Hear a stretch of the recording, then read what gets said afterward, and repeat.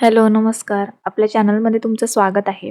तर आज आपण थंडीमध्ये शरीराला ऊर्जा देणारं आणि हाडांना बळकटी देणारं एकदम खूप टेस्टी चविष्ट असं कुळथाचं पिठलं बघणार आहोत.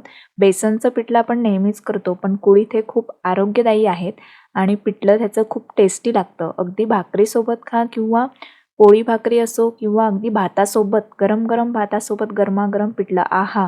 त्याची टेस्ट निराळीच लागते आणि खूप चविष्ट आणि सोपी रेसिपी आहे. तर आपण लगेच सुरू करूयात. तर इथे मी अर्धा वाटी कुळीथ घेतलेत. काही ठिकाणी कुळीथ म्हणतात, तर काही ठिकाणी हुलगे म्हणतात. तुम्ही पाहू शकता हे गावठी कुळीथ आहेत. तर मी ते स्वच्छ करून घेतलेत आणि आता आपल्याला ते कढईमध्ये एक 5 ते 7 मिनिटं व्यवस्थित मंद आचेवरती भाजून घ्यायचे. तर इथे मी रेडीमेड पीठ वापरत नाहीये. तुम्हाला जर रेडीमेड वापरायचं असेल तर तुम्ही रेडीमेड पीठ वापरून सुद्धा करू शकता. तर 5 ते 7 मिनिटं आपल्याला हे कुळीथ छान भाजून घ्यायचे.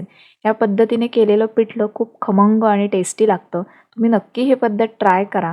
थंडीमध्ये खूप चविष्ट असं हे पिठलं लागतं. तर एक 5 मिनिटं मी इथे व्यवस्थित कुळीथ असे सतत हलवत ढवळत असे छान भाजून घेतलेत. तुम्ही कलर पाहू शकता व्यवस्थित बदललेला आहे.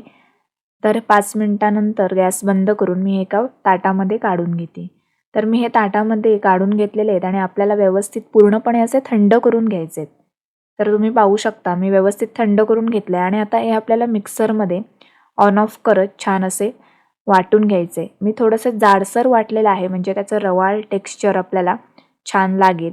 एकदम बारीक पीठ केलेलं नाही आहे. तर तुम्ही तुमच्या आवडीप्रमाणे छान ग्राइंड करून घ्या. इथे पाहू शकता मी असं छान रवाळ टेक्स्चरचं वाटून घेतलंय मी इथे दाखवलंय तुम्ही पाहू शकता. तर अशा पद्धतीने हे मी कुळीथ पीठ तयार करून घेतलेलं आहे. आणि त्यातलं निम्मं पीठ मी ठेवलंय कारण एवढं पीठ एका वेळी वापरलं जाणार नाही. आणि इथे एक 3 ते 4 चमचे पीठ मी घेतलंय. त्यानंतर आता आपल्याला ठेचा करून घ्यायचा आहे. तर त्यासाठी मी 8 ते 10 लसूण, त्यानंतर 2 हिरव्या मिरच्या घेतल्या. तुमच्याकडे जास्त तिखट खाल्लं जात असेल तर मिरचीचं प्रमाण वाढवू शकता. 1 चमचा मी घातले जिरे आणि पाणी न घालता ह्याचा छान ठेचा बनवून घ्यायचा आहे. तुम्ही पाहू शकता छान दरदरीत असा मी ग्राइंड करून घेतलंय, वाटून घेतलेला आहे आणि आपला ठेचासुद्धा रेडी आहे. आता आपण क्विक पिठलं तयार करूयात. तर इथे मी काय केलंय 3 ते 4 चमचे जे पीठ घेतलंय त्यामध्ये थोडं-थोडं पाणी घालून पीठ कालवून घेतलंय. तुम्ही डिरेक्टली सुद्धा हे पीठ रवाळ असल्यामुळे वापरू शकता. पण आपण डायरेक्ट जेव्हा घालतो पीठ तेव्हा गुठळ्या होण्याची शक्यता जास्त असते.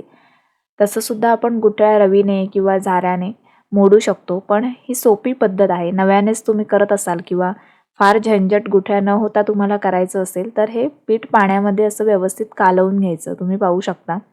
तर मी आधीच पाणी घालवून हे पीठ कालवून घेतलेलं आहे. आणि आता आपण लगेच सुरुवात करूयात. तर एका कढईमध्ये मी 2 चमचे तेल घेतले. तेल आपल्याला छान तापवून घ्यायचं आहे. त्यानंतर मी इथे अर्धा चमचा मोहरी घातली. छान मोहरी तडतडल्यानंतर पाव चमचा आपल्याला हिंग घालायचं आहे. त्यानंतर आपण घालणार आहोत 5 ते 6 कढीपत्त्याची पानं. त्यानंतर मी इथे जो आपण ठेचा करून घेतला आहे तो इथे ॲड केलेला आहे आणि एक बारीक चिरलेला कांदा यामध्ये मी घातला आहे. काही जण कांदा घालत नाहीत, पण इथे कांदा तुम्ही नक्की घालून पहा. टेस्ट खूप छान लागते आणि आपल्याला हे सॉफ्ट होईपर्यंत एक 2-3 मिनिटं छान ठेचा आणि कांदा परतून घ्यायचा आहे. तर मी सांगितल्याप्रमाणे एक 2 ते 3 मिनिटं मी छान हे परतून घेतलेलं आहे. कांदा छान मऊसूत असा झालेला आहे आणि त्यामध्ये आता आपण घालूयात अर्धा चमचा हळद. त्यानंतर पुन्हा आपल्याला हे छान मिक्स करून घेऊयात. तर हळद घालून मी इथे व्यवस्थित असं मिक्स करून घेतलेलं आहे. त्यानंतर आपण त्यामध्ये एक 2 ते 3 कप पाणी ॲड करतोय आणि पाण्याला छान आपल्याला उकळी घ्यायची. तर थंड पाणी घातलं, पाण्याला उकळी आली. आता चवीनुसार आपल्याला त्यामध्ये घालायचं आहे मीठ.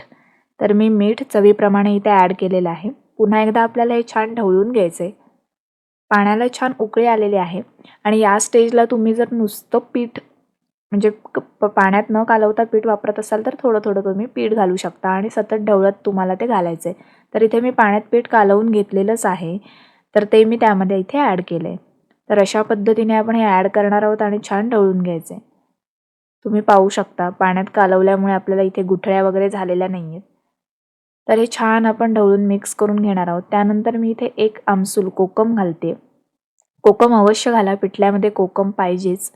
तर मी इथे 1 कोकम ॲड केलेलं आहे आणि पुन्हा आपल्याला छान ढवळून झाकून ठेवून मीडियम आचेवरती आपल्याला एक 5 ते 7 मिनिटं हे पिठलं शिजू द्यायचं आहे.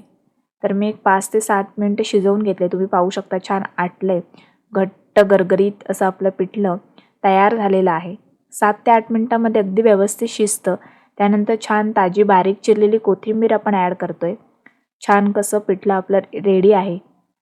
वाफाळतं पिठलं बघितलं की गरमागरम भाकरीची आठवण येतेच आणि भूकही खूप लागते. तुम्ही पाहू शकता किती छान दाटसर असं आपलं पिठलं रेडी आहे. तर अशा पद्धतीने अगदी 10 ते 15 मिनिटाच्या तयारीमध्ये हे पिठलं तयार होतं. अगदी रेडीमेड पीठ तुम्ही वापरला तरी काहीच हरकत नाही आहे. पण अशा पद्धतीने तुम्ही नक्की तयार करून पहा. हुलगे किंवा कुळीथ अगदी भाजण्यासाठी 5 मिनिटं लागतात आणि थंड झाल्यानंतर आपल्याला ते मिक्सरवर छान दळून घ्यायचं आहे. आता आपण छान असं ताट वाढूयात. तर इथे मी गरमागरम पिठलं सर्व्ह करते. छान असं पिठलं आपल्याला वाढून घ्यायचं आहे. त्यानंतर ज्वारीची किंवा नाचणीची गरमागरम भाकरी, त्यानंतर कांदा, इथे मी नाचणीची भाकरी केलेली आहे. त्यानंतर आपल्याला 2 मिरच्या ठेवल्या आहेत आणि त्यासोबतच लसूण आणि शेंगदाणा चटणी. आहाहा! खूप छान असा बेत झालेला आहे. अशा गरमागरम पिठल्यासोबत गरमागरम भात किंवा भाकरीसुद्धा खूप छान लागते आणि टेस्टी असा जेवणाचा बेत होऊन जातो. आणि थंडीमध्ये कुळीथ किंवा हुलगे खाणं खूपच उपयुक्त आरोग्यदायी असतं. कुळथापासून तुम्ही सूप बनवू शकता, कढण किंवा कळण बनवतात. त्यानंतर कुळथाची उसळसुद्धा खूप छान लागते. कुळथाचं पिठलं तर अप्रतिमच होतं. या पद्धतीने तुम्ही नक्की ट्राय करा आणि तुमचा फीडबॅक मला कळवायला विसरू नका. आणि तुमच्याकडे अजून कुठल्या रेसिपीज थंडीमध्ये तुम्ही करता ते अवश्य मला कमेंटमध्ये लिहून कळवा. व्हिडिओ आवडला असेल तर व्हिडिओला लाईक करा आणि अशाच नवनवीन रेसिपीजसाठी आपल्या चॅनलला सबस्क्राईब करा. थँक्यू.